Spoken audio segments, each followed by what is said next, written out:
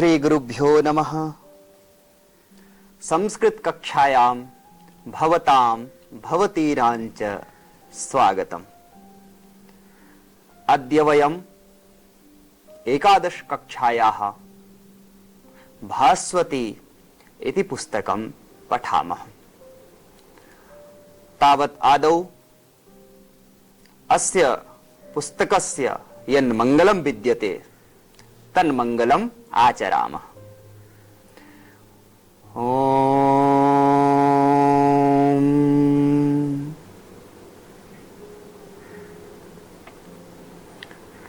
अस्तु, सम्प्रति प्रथमः पाठः कुशल प्रशासनम् इति। आदिकवि महर्षि वाल्मीकिना विलिखितं रामायण इति विद्यते। तत्र अयोध्याकाण्डतः एते श्लोकाः संगृहीताः सन्ति। अस्मिन् पाठे रामः भरतं पृच्छति यत् भवतः अस्माकं यद् राज्यं विद्यते तस्य अयोध्यायाः स्थितिः का अस्ति। तत्र राजकीय व्यवस्था कथं प्रचलति, एतत् सर्वं सुनीतिपूर्वकं कथं विधातव्यं, कथं तावत् आचरणीयं,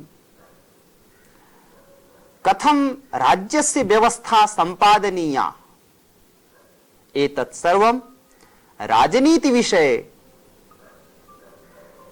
श्रीरामः भरतं विज्ञापयति। तो हम कुशल प्रशासनम इस पाठ के अंतर्गत श्री राम और भरत की परिचर्चा जो चित्रकूट में होती है उस परिचर्चा को पढ़ेंगे। इसमें श्री राम ने भरत को राज्य का उपदेश दिया है कि अयोध्या की जो व्यवस्था है, राजकीय व्यवस्था किस प्रकार से चल रही है। क्या मंत्रियों से हर कार्य में संवाद किया जाता है या नहीं? क्या जो कार्यकर्ता गण हैं, जो नियुक्त हैं, उन सेवकों को समय से वेतन दिया जाता है या नहीं? और राज्य को चलाने के लिए एक राजा में क्या क्या गुण होने चाहिए और किस प्रकार से वह राज्य का संचालन करे, ये सारी बातें इन 15 श्लोकों में कही गई हैं। जटिलम चीरवसनम प्राञ्जलिं पतितं भुवि ददर्श रामो दुर्दर्शं युगान्ते भास्करं यथा कथञ्चिदभिविज्ञाय विवर्णवदनं कृशम् भ्रातरं भरतं रामः परिजग्राह पाणिना आघ्राय रामस्तं मूर्ध्नि परिष्वज्य च राघवम् अंके भरतमारोप्य पर्यपृच्छत सादरम् कच्चिदात्म समाः शूराः श्रुतवन्तो जितेन्द्रियाः कुलीनाश्चेङ्गितज्ञाश्च कृतास्ते तात मन्त्रिणः मन्त्रो विजयमूलं हि राज्ञां भवति राघव सुसंवृत्तो मन्त्रिधुरैः रमात्यैः शास्त्रकोविदैः। सर्वप्रथम श्लोक है जटिलम चीरवसनम प्रांजलिम पतितम भुवि ददर्श रामो दुर्दर्शम युगान्ते भास्करम यथा। इसमें एक एक पद का पहले हम परिचय करते हैं। जटिलम अर्थात जटाह सन्ति यस्य सह तम जटिलम, अर्थात जटा जूट से युक्त।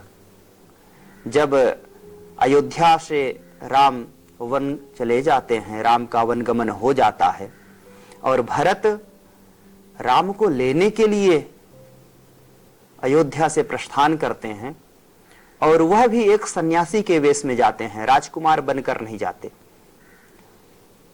भरत की यह इच्छा थी, भरत का यह संकल्प था कि जहां से राम प्रभु के पैर कांटों में चल करके गए हुए हैं, मैं वहां सिर के बल जाऊं, मैं पैर के बल ना जाऊं। हमारी माता ने कितना बड़ा अपराध किया है। बहुत आत्मग्लानि थी भरत को, और भरत सर्वस्व त्याग करके राम को समर्पित हो जाना चाहते थे। तो वह जाते हैं, तो उनकी स्थिति का वर्णन पहले श्लोक में है कि जब वह जाते हैं और राम के पास पहुंचते हैं तो कैसा उनका स्वरूप है। जटिलम अर्थात जटा से युक्त, चीर वसनम, चीरम वसनम यस्य सह तम चीर वसनम, अर्थात पेड़ों के छाल के वस्त्र पहने हुए। आगे कहते हैं प्रांजलिम पतितम भुवि, अर्थात हाथ जोड़े हुए। अंजलि पद का अर्थ होता है हाथ। इस प्रकार जो हम हाथ जोड़ते हैं इसे अंजलि कहा जाता है। तो भरत राम के पास जाते हैं, आत्मग्लानि है मन में, वेशभूषा उनकी बहुत ही अस्त व्यस्त है, और एक महात्मा के वेश में जाते हैं, राजकुमार बन के नहीं जाते। हाथ जोड़ करके प्रांजलिम पतितम भुवि, पतित हो रहे हैं, मतलब अर्थात नीचे को गिर रहे हैं, प्रणाम करने की मुद्रा में है। भुवि अर्थात पृथ्वी में, पृथ्वी में गिर पड़ रहे हैं। राम खड़े हैं और बगल में वो पहुंच करके नतमस्तक हो रहे हैं, धरती पर गिर रहे हैं। भुवि यह सप्तम्यंत, भू शब्द का पृथ्वी में इस अर्थ को कहता हुआ पद है। ददर्श रामो दुर्दर्शम, ददर्श यह लिट लकार का प्रयोग है, जो हम भूतकाल की क्रियाएं जिसे हम नहीं देखे होते हैं वहां प्रयोग करते हैं। ददर्श, कम ददर्श, कह ददर्श, राम, राम ने देखा, राम करता है, ददर्श क्रिया है। इस तरह जो भरत जी हैं उनको देख करके राम ने क्या किया, तो कहते हैं युगान्ते भास्करम यथा। वो भरत की शोभा बता रहे हैं कि भरत ऐसा लग रहा है जैसे युगस्य अंतः युगान्तः तस्मिन् युगान्ते, युग के अंत में अर्थात दिन के अंत में। युग शब्द यहाँ काल विशेष वाचक है। जैसे सुबह सूर्योदय होता है अपनी अरुणिमा को लेकर के, और दिन में तपता हुआ सूर्य होता है, वह राजकुमारों का वैभव है, सूर्यवंश का वैभव होता है वह। और जब वह अस्ताचल को जाता है तो नतमस्तक हो जाता है, अपनी सारी किरणों को समेट लेता है। वैसे ही यहाँ पर जो भरत जी हैं अपने सारे राजस्व को त्याग दिए हैं, अर्थात जैसे सूर्य अपने किरणों को समेट लेता है, वैसे ये भी अपने जो मान वैभव है उसको इकट्ठा करके एक तरफ रख चुके हैं और नतमस्तक होकर के राम की शरण में गिर गए हैं। अन्वय का स्वरूप जो हमने देखा वह यह था, रामो युगान्ते भास्करम यथा जटिलम चीरवसनम प्रांजलिम भुवि पतितम दुर्दर्शम ददर्श। यह अन्वय का स्वरूप होगा। अस्तु, हम अगला श्लोक देखते हैं। कथंचिद अभिविज्ञाय विवर्ण वदनम कृशम भ्रातरम भरतम राम परिजग्राह पाणिना। यहां पर भी कर्ता पद है रामः। अन्वय देख लेते हैं। रामः विवर्ण वदनम कृशम भ्रातरम भरतम कथंचित अभिविज्ञाय पाणिना परिजग्राह। यह अन्वय का स्वरूप होगा। इस अन्वय के आधार पर हम इसका पदार्थ देखते हैं। कर्ता पद है रामः। रामः परिजग्राह। राम ने परिजग्राह का अर्थात ग्रहण करना, भरत जी को अपने अंक से लगा लेना, पकड़ लिया। लेकिन उसके पहले की जो स्थिति है वो बता रहे हैं। विवर्ण वदनम कृशम। राम के वियोग में भरत जी का शरीर जो है, जब से राम वन आए हैं और भरत अपने अयोध्या पहुंचने के पश्चात जो पिता की क्रियाएं थी उन सारी क्रियाओं से निवृत्त हो करके और ऐसी योजना बनाते हैं कि राम को वापस हम ले आएंगे और उनसे कह देंगे कि हमें राज्य नहीं चाहिए और आप लीजिए, गलती हो गई, माताजी ने कह दिया, हम क्षमा मांगते हैं। माता के पक्ष से भी क्षमा मांगते हैं, माताजी से भी कहेंगे क्षमा मांग लेंगे। ऐसी योजना बना के जाते हैं।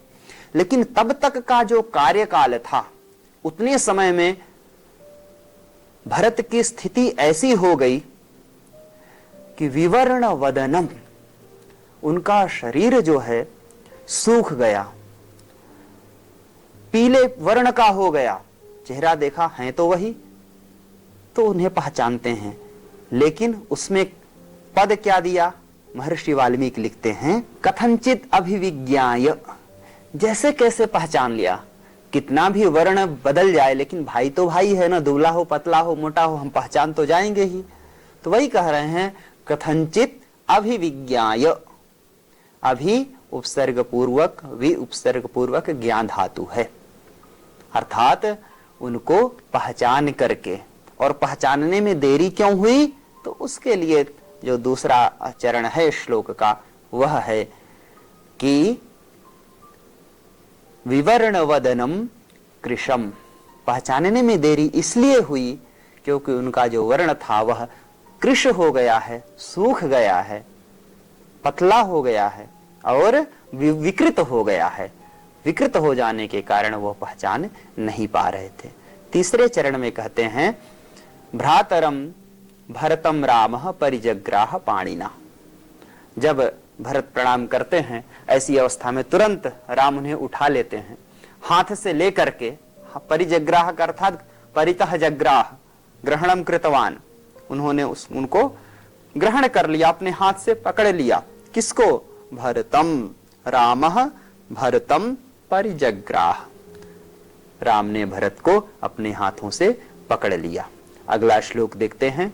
आघ्राय रामस्तम मूर्ध्नि परिष्वज्य च राघवम अंके भरतमारोप्य पर्यपृक्षत सादरम।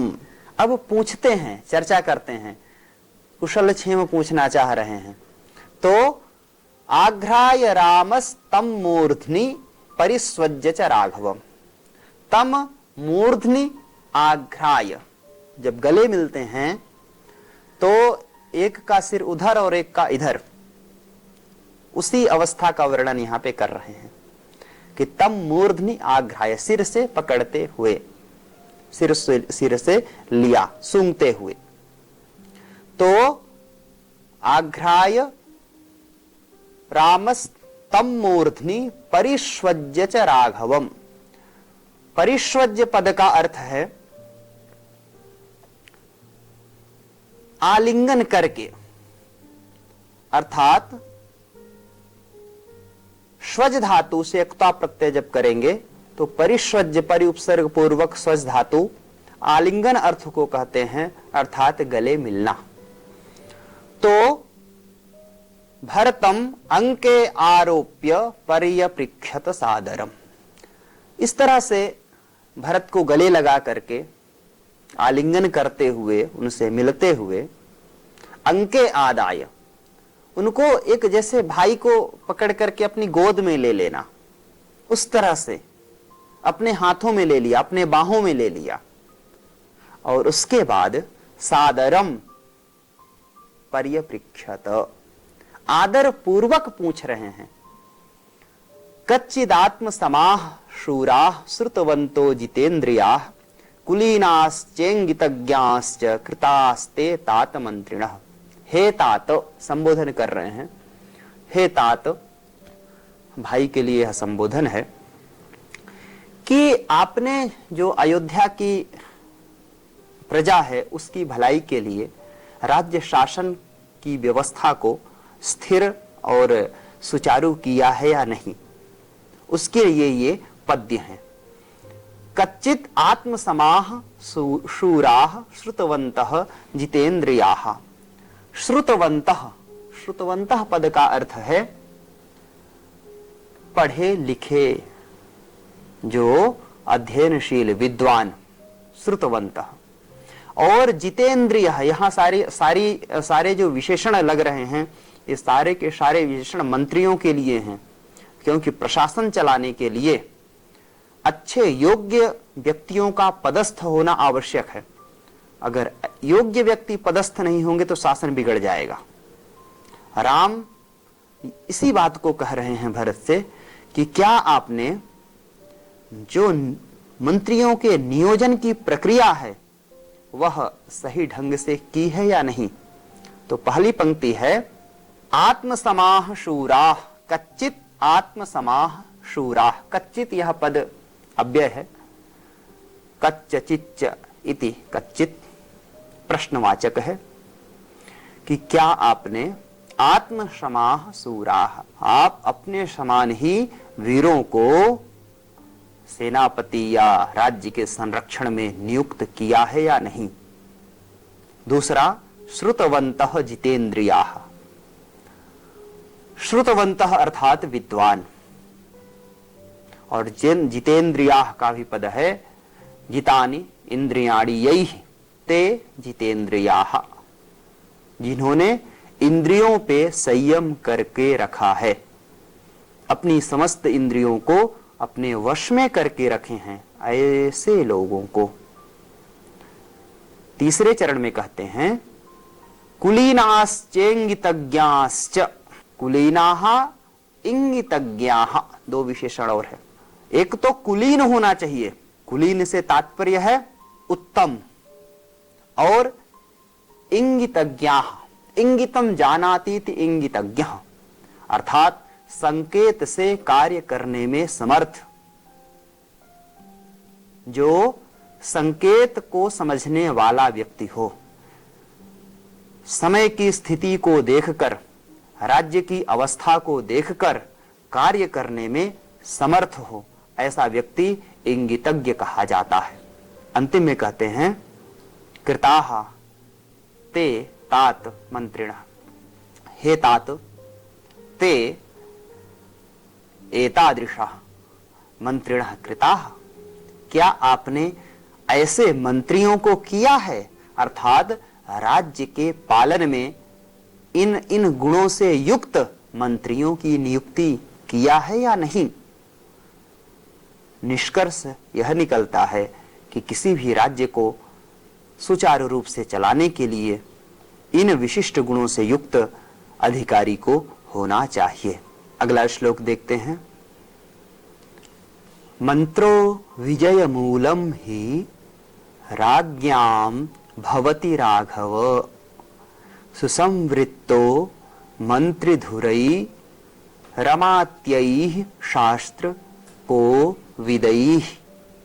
इस श्लोक का अन्वय देखते हैं।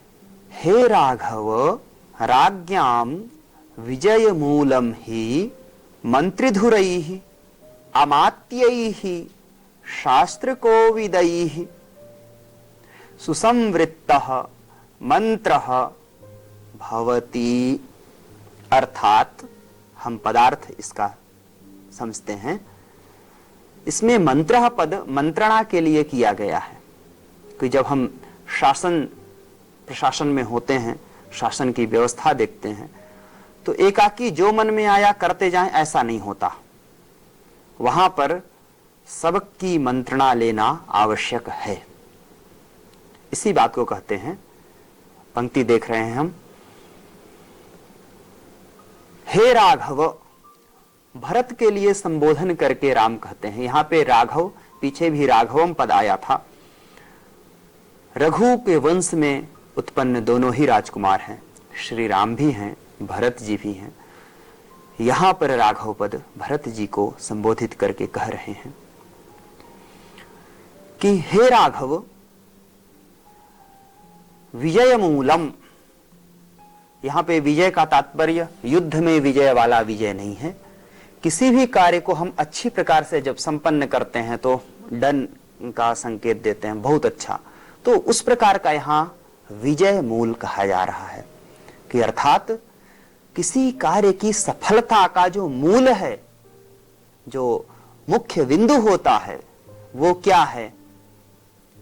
तो उसे 3 हेतु दिया। पहला हेतु है मंत्रिधुरैः अमात्यैः शास्त्र कोविदैः। ये तीनों हेतु हैं। जो अमात्य है वो कैसे होना चाहिए? कहा मंत्रिधुरैः, अर्थात मंत्रियों का जो समूह है, अमात्यों का जो समूह है, वह मंत्रणा करने में निपुण हो, सद असद विवेक करने में निपुण हो, निष्णात हो, सही गलत का चिंतन करने में कुशल हो। जो अमात्य समुदाय, बहुवचन का प्रयोग किया गया, एक वचन नहीं। एक अमात्य है, एक मंत्री है तो एक वचन, और बहुवचन का प्रयोग किया गया, इसका मतलब मंत्रियों का समूह है। और वो मंत्रियों का समूह निर्णय लेगा कि क्या करना है, क्या नहीं, क्या उचित है, क्या अनुचित है। लेकिन कोई भी मंत्री नहीं हो सकता। उसमें कहा मंत्रधुरैः, जो विवेकवान होगा, सद असद विचारवान होगा, ऐसा अमात्य होगा। और उन अमात्यों के द्वारा किया गया जो निर्णय, वह निर्णय ही मान्य होता है, और वही निर्णय विजय का मूल है। दूसरा विशेषण दिया शास्त्र कोविदैः, शास्त्रों को जानने वाला। कोविद पद का अर्थ होता है विद्वान। तो जो मंत्री शास्त्रों का ज्ञाता होगा, शास्त्रों को समझने वाला होगा, कर्तव्य अकर्तव्य कर्म का बोध रखने वाला होगा, वही व्यक्ति निर्णय करने में समर्थ हो सकता है। इसलिए इस पद्य में कहा जा रहा है मंत्रधुरैः अमात्यैः पुनश्च शास्त्र कोविदैः। और इनके द्वारा लिया गया निर्णय कैसा है? तो उसमें विशेषण लगाया सुसंवृत्तः, अर्थात अच्छी प्रकार से सुष्ठु रूपेण जो संवृत्त होगा, वह निर्णय, वह मंत्र। मंत्र का तात्पर्य यहां पर वेद के मंत्र या श्लोक वो नहीं है। यहां मंत्र का तात्पर्य मंत्रणा से है, निष्कर्ष से, निर्णय से है। तो राज्ञाम, जो राजा लोग हैं, राजा के राज्य के शासन की व्यवस्था को सुचारू चलाने के लिए, सही ढंग से प्रवर्तित करने के लिए इन चीजों की आवश्यकता होती है। और इस प्रकार का मंत्री होना चाहिए, और राज्य में इस प्रकार के कोविद सेवारत होने चाहिए, तभी वह राज्य आगे उन्नत पथ पर चल पाता है, अन्यथा उसकी उन्नति में बाधा हो जाती है। इस पद में भवति, यह क्रियापद है जिसका अर्थ है होता है। तो इस प्रकार से हमने इन 5 श्लोकों का अर्थ देखा, अन्वय भी देखा और पदार्थ को भी पढ़ा। इसके और गहन अध्ययन के लिए पुस्तक के पृष्ठभाग अर्थात इस पाठ के पृष्ठभाग अभ्यास भाग को हम देख सकते हैं। अस्तु आज इतना ही। इसके आगे के श्लोकों को हम अगली कड़ी में पढ़ेंगे। धन्यवाद।